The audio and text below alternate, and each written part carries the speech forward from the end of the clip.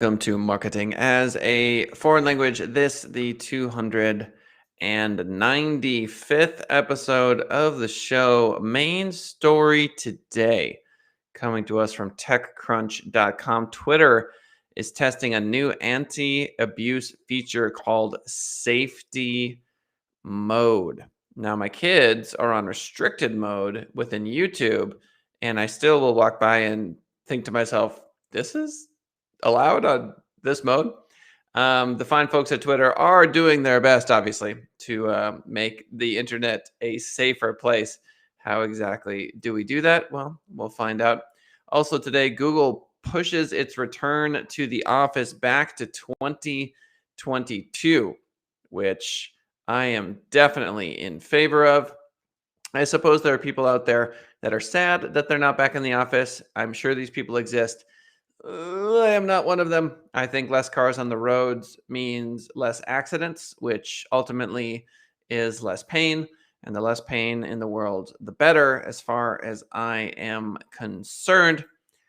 Maybe I don't understand suffering as well as I should.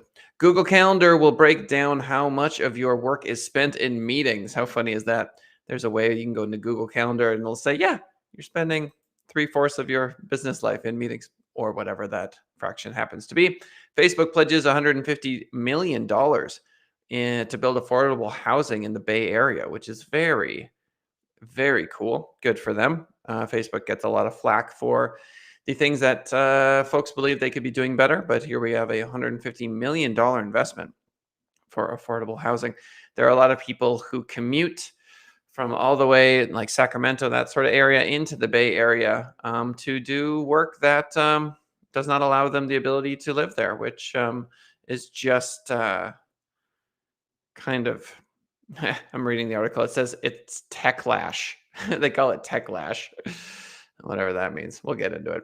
Facebook downgraded at Rosenblatt, after Apple takes Trump card, whatever that means. Facebook apparently not being seen as quite a good investment as it was previously understood to be, but we shall see. And finally, how Accenture makes millions scrubbing Facebook's sordid content. Yeah, the world's a crazy place. At times, it's also filled with a lot of love. Main story of the day, Twitter testing a new anti-abuse feature. All links to all articles in the description. This one coming from TechCrunch. Twitter's newest test could provide some long-awaited relief for anyone facing harassment on the platform. The new product test introduces a feature called Safety Mode that puts up a temporary line of defense between an account and the waves of toxic invective that Twitter is notorious for. The mode can be enabled from the settings menu, which toggles an algorithmic screening process that filters out potential abuse that lasts for 7 days. Good. There are a lot of celebrities that simply say, I don't read the comment section. There's a certain amount of difficulty in that. If you're on Twitter and you are putting out content that is overwhelmingly positive, let's say, theoretically, and you are getting a lot of that anonymous hate that exists in the hearts of folks, righteous or otherwise, and that's having a detrimental psychological effect. Obviously, we're going to have to talk about the content that you're putting out there.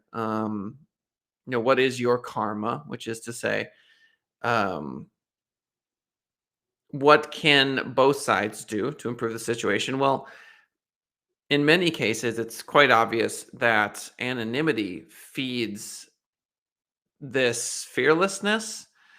And if in someone's heart, they are still in that power mode, and they haven't really flexed that love muscle, perhaps as much as they should, or they are using Twitter as some sort of catharsis, then yes, I do suppose that Twitter inventing something to algorithmically shield the content creator from this is good.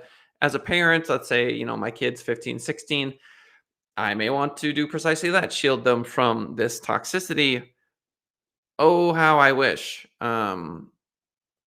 the core of the problem could be more addressed. More than any other time in our society, I think we need to reflect on love and compassion and oneness with one another, anonymous or not.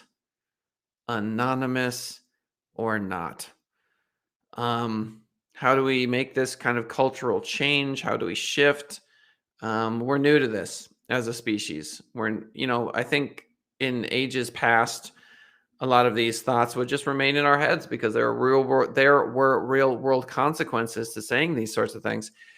And now the distance has just kind of elucidated the subconscious mind of many humans, which is to say that for internet points, for popularity, I find myself in the same trap. I will say things and do things online, even though my face is always attached. I don't think I've had an anonymous account since the dawn of the internet. Looking back on it, it's always been my name. I don't know if I can take any credit for that. I guess Couchmania is my Twitch handle, but it's still my face. So I've lived in somewhat of a different world than I think many folks have. Um, oh man, maybe in the early days of the internet, I had a couple chat room experiences, like 15 years old. Oh, that is too wild to remember those days. Um, where I was anonymous, but yeah, a lot of folks they dive right into that anonymity and they stay that way. And I think for many it produces this sort of intoxicating effect of living in a in an environment where the consequences just aren't there. And as folks live in this sort of consequentless environment, um, it can lead to some pretty dark places. So kudos to Twitter for at least trying to do something about it. Trying to make the platform a bit less hateful. Literally quoting from the article, in deciding what to screen out, Twitter's algorithmic approach assesses a tweet's content, hateful language, repetitive, unreciprocated mentions, repetitive, unreciprocated mentions. That is too funny, as well as the relationship between an account and the account's replying. Yeah. All right. Good luck, Twitter. Google pushes its return to the office back to 2022. Yikes. I have for many episodes now been on my soapbox talking about how companies who mandate that their employees come to an environment that does not need to be an office. I'm not talking about construction workers. I'm not talking about people who work at a restaurant. I'm talking about tech companies that say, we know that you can work from home, but we're going to mandate that you don't and that you come in because culturally that's how we prefer it. Even though Zoom works, we would rather literally see you, hear you, that sort of thing. Should one of those employees get into a car accident because you are asking them to risk their life, to burn fossil fuels, even if the person drives a Tesla, you're still pulling that electricity from the grid, and unless that grid energy is coming from renewables, I mean, we're talking about those same old problems. So, what liability will companies face? I don't know if there are any lawsuits yet, but it would not surprise me in the least to see a new area of law that says, hey, okay, if you want me to come into the office, then I'm not on the hook. I'm not on the hook because I can demonstrably show that my job can be done from my home. And I did not want to come in. You forced it. And I got into a car accident. Wasn't my fault. And now I've got XYZ damages. The law is malleable. The law changes over time. And that's my prediction for the future. We will see these sorts of lawsuits. And when those lawsuits, and when the first person wins, sets that precedent, then you're going to have a pretty substantial cultural shift I wish I knew what percent of jobs fell into that category. But yeah, you want to talk about reducing cars on the road, reducing traffic. It's good for those that have to be on the road, right? So if we're filling the I-15 with people who simply don't need to be there, mind you, they may go take a lunch break and go drive somewhere where they otherwise wouldn't. They have to get to and from that location. Um, I think there's probably an argument as well that the fewer cars on the road means fewer accidents. And by that I mean the likelihood of getting into an accident. I would assume, and I could be wrong. Correct me if I'm wrong.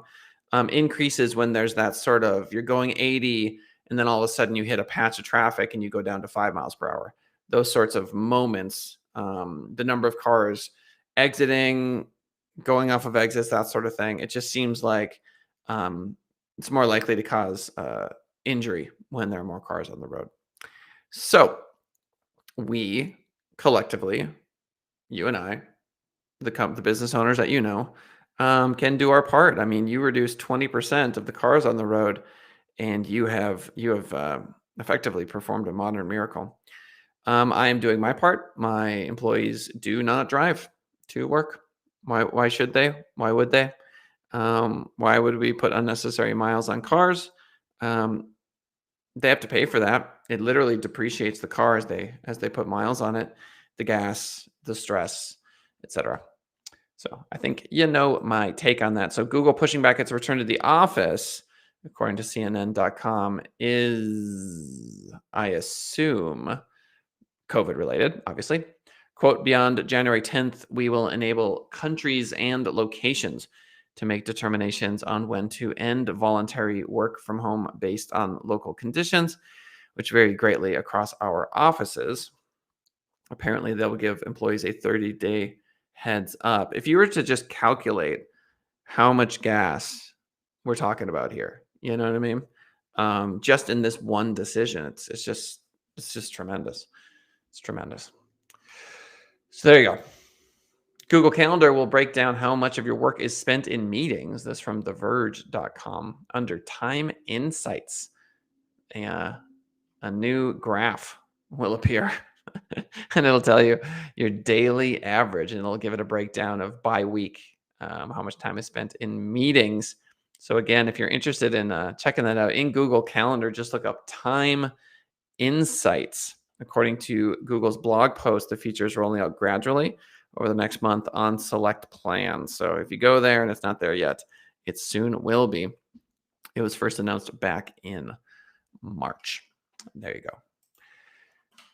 Facebook pledging $150 million to build affordable housing in the Bay Area. Facebook will focus $150 million to build 2,000 units of extremely low-income housing as part of the social media company's pledge in October of 2019 to spend $1 billion on affordable housing in the San Francisco Bay Area. This from kqed.org. Facebook says this new community housing fund will be the largest of its kind in California. I find it very interesting that companies are now taking on the role of governments, for better or for worse. Obviously, I'm very, very happy that Facebook is doing something like this. You can know that as you spend money on Facebook, a fraction of the dollars that you spend advertising on the platform are going towards this $1 billion in San Francisco for affordable housing. Facebook, Apple, and Google, according to the article, have each invested hundreds of millions of dollars in the past year alone to finance the restoration and construction of affordable housing in the Bay Area. So the Bay Area, obviously, these tech giants have an incentive to clean up their own backyard. And I appreciate that. I appreciate that. That being said, I don't live in the Bay Area. A lot of people don't live in the Bay Area. So governments, have a much larger um, area where they are focusing their efforts to make sure that everyone is getting what they need. Not surprising to me that these companies are trying to improve their own backyard. Why wouldn't they? So if you're spending money on Facebook in Ohio, well, this $1 billion isn't really in your backyard, right? So it's on the one hand, it's amazing. There $1 billion for affordable housing in San Francisco, incredible, right?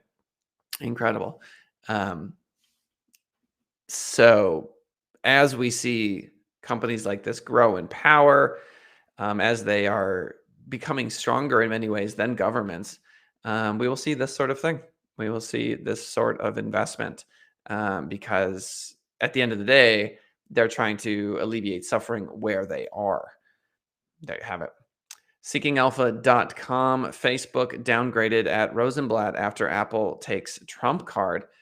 This is in relation to the article that we just talked about, which is Facebook is seeing a harsher competitive landscape for digital advertising due to a recent Apple privacy change. Rosenblatt Securities downgraded Facebook from buy to neutral with a $400 price target. The firm previously believed that Facebook's user data scale trumped all competitive encroachment on ad buying, but apparently Apple's recent software update with iPhones contains a requirement that users opt in for being tracked, which is going to make it a bit more difficult for Facebook to target. Will this change? Will it not change? We don't know. But there's the update for you. Two more articles before we wrap up the show today. How Accenture makes millions scrubbing Facebook's sorted content. This one from Economic Times. In 2019, Julie Sweet, the newly appointed chief executive officer of global consulting firm Accenture, held a meeting with top managers. She had a question. Should Accenture get out of some of the work it was doing for a leading client, Facebook? So for years, tensions had mounted within Accenture over a certain task that it performed for the social network. In 8-hour shifts, thousands of its full-time employees and contractors were sorting through Facebook's most noxious posts, including images, videos, and messages about suicides, beheadings, sexual acts, etc., trying to get them to stop the spread. We have talked about this a great deal on the show. So the PTSD that an individual experiences when they go through this sort of toxic information digestive process is real. The mental health issues associated with this are real. The desensitization, this may be something that these folks deal with for the rest of their lives. The images that cannot be unseen. Maybe there are certain kinds of people where this makes sense. Apparently, there is a class action lawsuit. Let's get back to this article. This is pretty interesting. Some of the Accenture workers who reviewed hundreds of these posts said they started experiencing depression, anxiety, and paranoia. In the United States, one worker joined a class action lawsuit to protest the working conditions. News coverage linked Accenture to the grisly work. So algorithmically, we can easily make the argument that a machine going through these sorts of things can save the poor Accenture worker from dealing with the worst of it. I certainly am not interested in that particular job. There are many other jobs I would rather do. And yet, if these posts proliferate and they are truly traumatic, then you are allowing the spread of them to folks that are simply using the platform. And so, in a way, the folks that are stopping the spread of these horrible posts are doing a heroic service, which is pretty incredible. That because they are absorbing that information with their consciousness, they are stopping someone else from having to. So that is sort of a righteous endeavor. That comes at a cost. I can't imagine these employees are making a ton of money, or as much as, say, the president of Accenture. And so, yes, We want to see a machine doing this work instead. Will that affect the machine's consciousness? Oh, goodness. Now we're really getting far out there. Point being that these firms, um, Facebook, first of all, has repeatedly pledged, according to the article, to clean up the platform. Zuckerberg's got a lot of pressure. He's promoted the use of artificial intelligence to weed out toxic posts, and touted efforts to hire thousands of workers to remove the messages that AI does not. A quote from the article. Continuing on, but behind the scenes, Facebook has quietly paid others to take on much of that responsibility. So the back and forth of the dirty job. Now, this particular article is incredibly long. Getting into the psychological costs. I do recommend reading this one. This is pretty good if you really want to empathize with the plight of both Facebook, because Facebook is also suffering through this, even though they can make $1 billion investment into extremely affordable housing in the San Francisco area. They're still dealing with the karma of this. Yeah, that's just fascinating. Final article of the day. LinkedIn is shutting down its stories feature after a year. Just goes to show that you can copy other social media platforms, but it does not in any way, shape, or form mean that it is going to be successful on yours. So it turns out professionals aren't keen on disappearing videos after all. LinkedIn is ditching stories. According to Engadget.com, the company will shut down the feature by the end of September, a year after rolling it out. As it turns out, ephemeral posts aren't a perfect fit for every social network. Perhaps with ROI and KPIs in mind, LinkedIn says its users want videos that stay on their profiles permanently, not ones that vanish. That to me is so funny. We've got all of these different places online that are essentially mimicking areas of our personality. And when it comes to our professionalism, we want permanence, because when we put out these messages under a professional guise, we put on our professional mask, we think, well, this is the best of us, but the best of us, the best of me. May it reverberate through the halls of history. Look at how great this content is. We bask in its glory. So funny. And then, Snapchat, you're 16 and you're telling a girl that you like her. Like, no, make it go away. Or whatever. So funny. So yeah, it just goes to show that professionally, we want statues, permanent statues. And yet, on Instagram, we want to be able to just go in and out and on with our day. Let's recap. Twitter is testing a new anti-abuse feature called Safety Mode. Good for them. Will it solve all the problems? Of course not, but good for them nonetheless. Google pushing its return to the office back to 2022. Excellent news as far as I'm concerned. If you are a Google employee and you disagree with me, please let me know. Google Calendar will break down how much of your work is spent in meetings. Could be fascinating. What is it called again? Time Insights. Facebook is going to spend $150 million in the Bay Area to provide extremely affordable housing.